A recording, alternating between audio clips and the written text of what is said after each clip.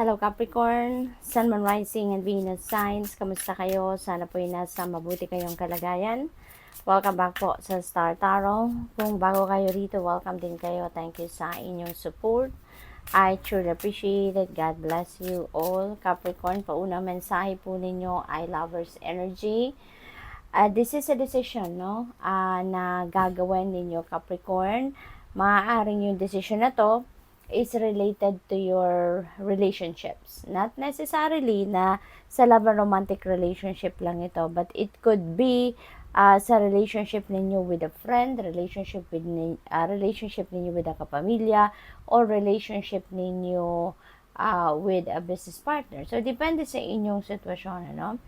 May mga choices na kailangan kayong gawin dito. Maaring yun ang kailangan ninyong pagdesisyonan.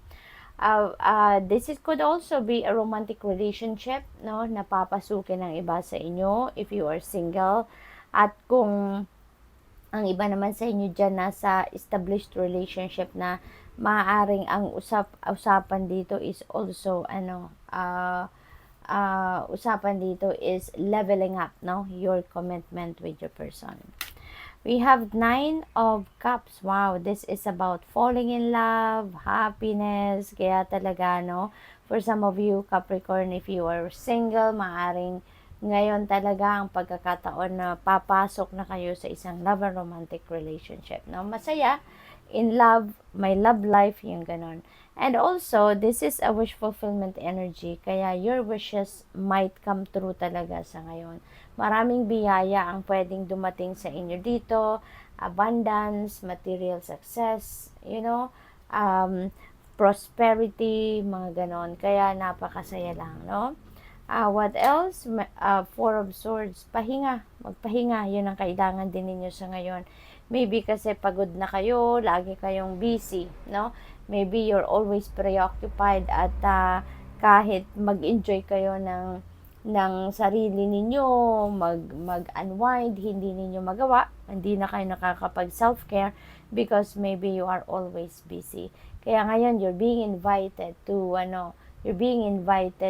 rest, you're being invited na mag-relax naman kayo para nang sa gayon mapahinga ang inyong katawan pati ng inyong isipan, and with that, mas magiging ready kayo for the next day's challenges, kumbaga, no?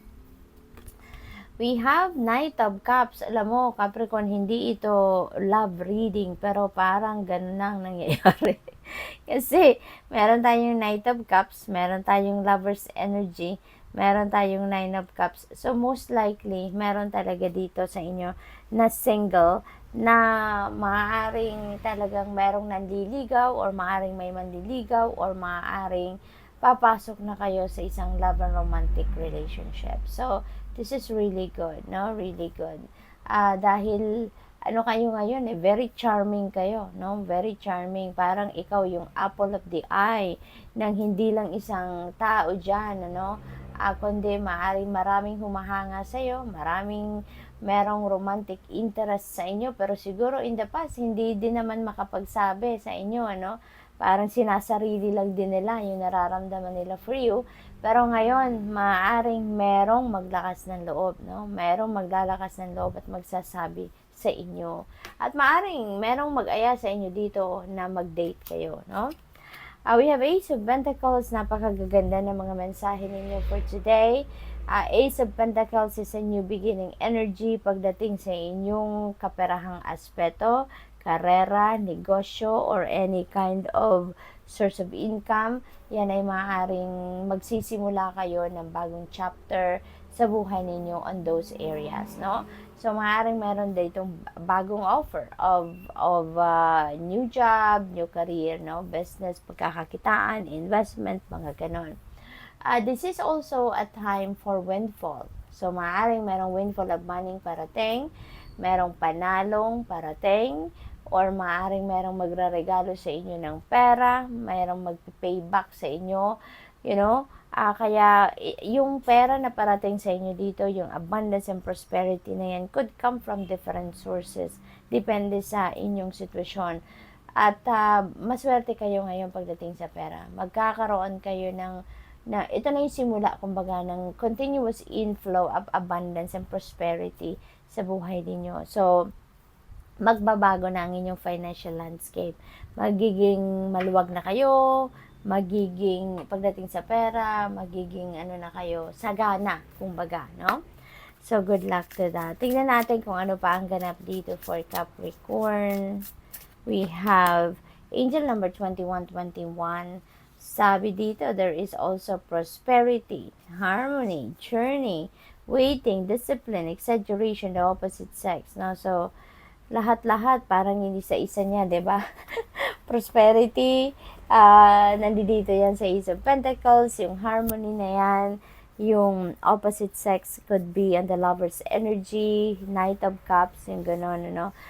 Sabi dito, that day you're waiting for welcome. Ayan, so ito na yung panahon siguro na hinihintay ninyo, minamanifest ninyo na magkaroon na kayo ng prosperity and abundance, financial success. This is it.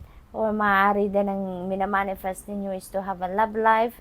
This is also na pagkakataon na eto na, maaari makilala mo na or maging karelasyon mo na, 'di ba? Yung isang taong minimithi ninyo. Sabi dito, just maintain discipline. You're getting closer to your end goal. There's no need to overextend yourself. Guard your energy to remain focused. Guard your energy, no? Kailangan mag-replenish din kayo ng lost energy ninyo. Kailangan din alagaan ninyo ang inyong sarili para lagi kayong nasa top of your health. Kung ano man ang mga effort na gagawin ninyo dito, it will pay off, no? It will pay off. So, tignan natin kung ano pa ang ganap dito for Capricorn. We have angel number 0000. So, reset, relaxation, ayan na nga. So, yun talagang kailangan ninyo ngayon, Capricorn. Maybe it is a must na magpahinga kayo, okay? Siguro, stressed out na kayo talaga, kaya magpahinga na kayo, okay? Kailangan ninyong bumawi para maging handa kayo sa mga gagawin ninyo sa maraming bagay, no? Maraming activity ang papasukin ninyo sa ngayon.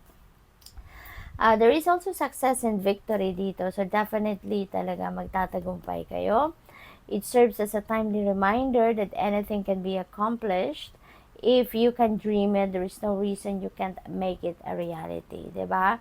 Kung kaya ninyong imagine yan sa sarili ninyo na gusto ko na maging ganito ang sitwasyon na gusto kong ma-experience. If you can dream it, if you can envision it, then you can make it a reality. Okay? Capricorn, sabi dito, if something is in the possession of another person, it also available to you. So, kung kaya nilang magtagumpay ng mga ibang tao sa paligid ninyo, isipin ninyong kayang-kaya mo din yan, no? So, try to remain calm. What's meant for you won't pass you by. Yeah, kung ano ang para sa'yo, yan ay mapupunta sa'yo. Let go of tension and just relax. Okay? So, good luck. That's all I have for you for today. Thank you for watching Love and Light. Namaste.